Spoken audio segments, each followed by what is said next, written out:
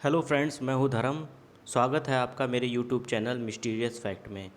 तो एक बार फिर हाजिर हूँ आपके लिए बहुत ही मिस्टीरियस स्टोरी के साथ। कभी कभी ऐसी घटनाएं घट जाती हैं जिन पर विश्वास करना मुश्किल ही नहीं, नामुमकिन सा लगने लगता है। आज से 66 साल पहले कुछ ऐसी ही घटना जापान के एक एयरपोर्ट पर घटी थी, जो आज भी एक अनसुलझी पहेली की तरह है। दरअसल यहाँ एक रहस्यमय शख्स आ गया था, जो खुद को एक ऐसे देश का नागरिक बता रहा था जो असल में धरती पर कहीं है ही नहीं। इतना ही नहीं, एक बंद कमरे से वो अचानक गायब भी हो गया था, जिसके बाद वो कभी नहीं दिखा। यह घटना जुलाई 1954 की है। दोपहर के 12:30 बज रहे थे। एक यूरोपियन विमान टोक्यो के हैनेडा हवाई अड्डे पर लैंड हुआ। विमान में सवार सभी यात्री नीचे उतरे और एक चेकआउट काउंटर की तरफ गए। वहां बैठे अधिकारी सभी यात्रियों के पासपोर्ट की जांच कर रहे थे। तभी उन्हें एक ऐसा यात्री मिला जिसके पासपोर्ट को देख कर वो हैरान रह गए। यात्री के पासपोर्ट पर टोरेड नाम के एक देश का नाम लिखा हुआ था। जांच कर रहे अधिकारियों ने इससे पहले कभी ऐसे किसी देश का नाम ही नहीं सुना था।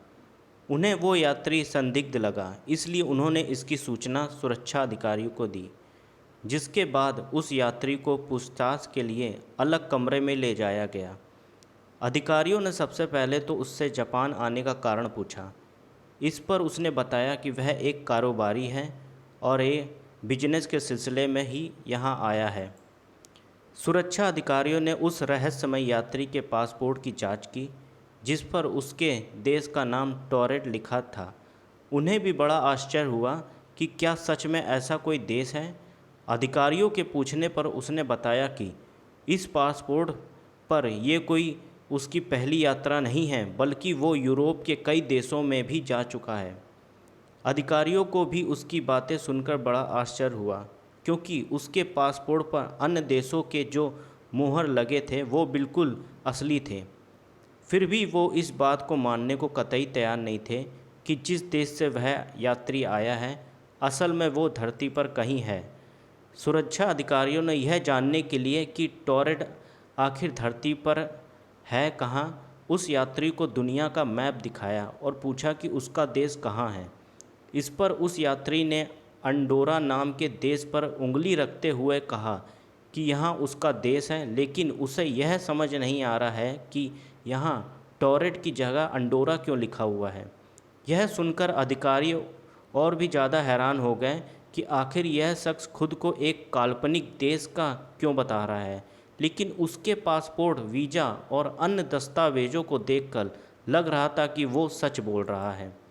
अब वो रहस्यमय यात्री सच बोल रहा है या झूठ, यह जानने का एक ही उपाय था, और वो यह कि वह कारोबार के सिलसिले में किससे मिलने आया था। अधिकारियों के पूछने पर उसने उस कंपनी का नाम बताया जहां उसे जाना था। साथ ही उस होटल के बारे में भी बताया जहां उसे ठहरना था।